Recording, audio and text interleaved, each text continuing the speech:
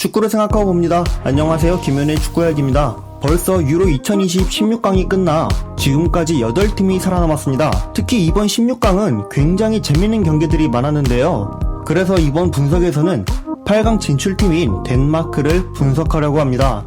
덴마크는 유로 2020 조별 예선 이전부터 조직력으로 높은 평가를 받았던 팀입니다. 조별 예선 이전부터 조직력으로 높은 평가를 받던 팀이다 보니 조별 예선부터는 덴마크가 높은 평가를 받을 수 있는 이유를 알 수 있었습니다.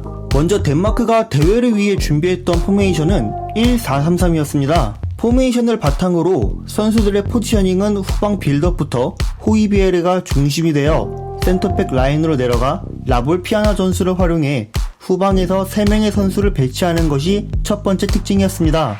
또한 앞쪽에서는 3명의 선수 중 측면에 있는 2명의 선수는 넓게 위치하고 가운데 있는 윈드가 밑으로 내려오면서 1-3-4-1-2 형태를 보여줬는데요. 이는 덴마크가 조직적인 움직임을 가져가기 위한 전체적인 선수들의 포지셔닝이었습니다. 빌드업의 시작을 후방에서부터 가져가 측면으로 흐름을 이어가면 한쪽 측면에는 윙백, 미드필더, 스트라이커, 윙어가 한 그룹에 속해 공격 패턴을 이어나가게 됩니다. 이 4명의 선수를 측면에서 활용하는 점은 덴마크 전술의 가장 핵심 포인트입니다.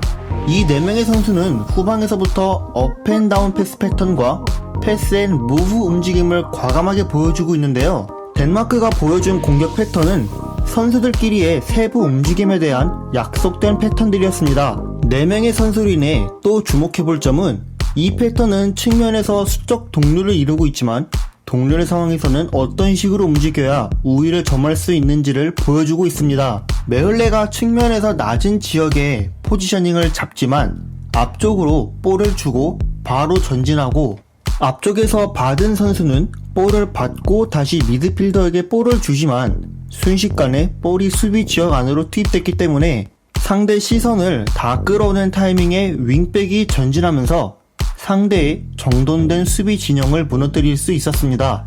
이후 볼을 다시 받은 미드필더는 짧은 순간 자유로워진 윙백에게 볼을 다시 또 주고 상대 풀백 시선이 윙백에게 뺏겨 무의식적으로 이동하면 파생된 공간을 활용해 윙어가 침투하고 패스 앤 무브 형태로 2명의 선수만 앞쪽에 위치함에도 불구하고 순식간에 상대 페널티 박스 안까지 침투할 수 있는 과정을 만들어냅니다. 4명의 선수가 만들어내는 이 공격 패턴이 가장 높게 평가받는 이유는 선수들의 빠른 판단 속에 무한한 삼각형 형태가 만들어지고 있기 때문입니다. 최근 챔피언스리그에서 우승한 첼시도 삼각형의 중요성을 알려주고 있는데 덴마크도 마찬가지입니다. 다시 빌드업 상황을 측면 시점으로 돌려서 보면 4명의 선수가 위치해 사각형이 만들어지네 라고 볼 수 있지만 더 중요한 점은 사각형 속에 2개의 삼각형이 형성될 때 후방에 있는 선수가 볼 공급할 수 있는 루트가 2가지가 형성되는 점입니다. 물론 앞쪽에 낮은 패스를 가로막는 선수가 있지만 볼을 높게 띄워서 줄 수도 있겠죠.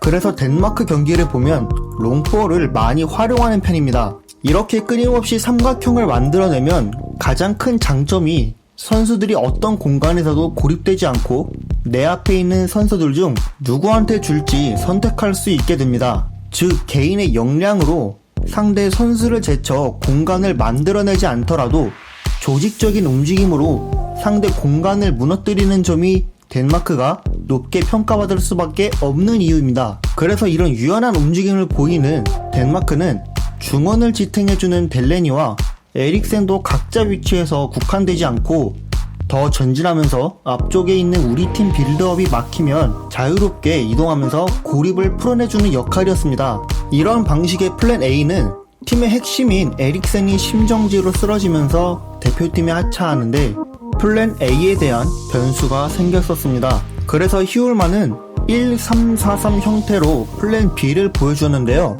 플랜 B는 A와 완전히 다르지 않았습니다. 플랜 B는 A의 중요 핵심은 담겨져 있으면서 선수들의 위치와 후방 빌드업의 방식의 차이가 있었기 때문에 오히려 플랜 A-1 형태로 보는 것이 더 적합했습니다. 백3 형태를 활용할 때는 베스테르고르가 선발로 출전하면서 호이베르가 내려오는 빈도를 줄여 델레니와 함께 전진할 수 있게 만들었는데요. 백스리를 기반으로 한 빌드업 전술은 단순하지 않았습니다.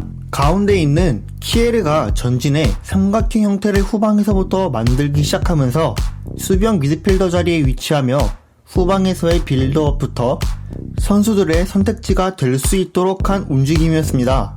이렇게 키에르가 전진하면 삼선과의 간격을 좁힐 수 있게 되고 호이비에르가 내려와서 빌드업을 도와주기도 하지만 확실히 더 전진할 수 있는 미드필더 한 명이 생기게 됩니다.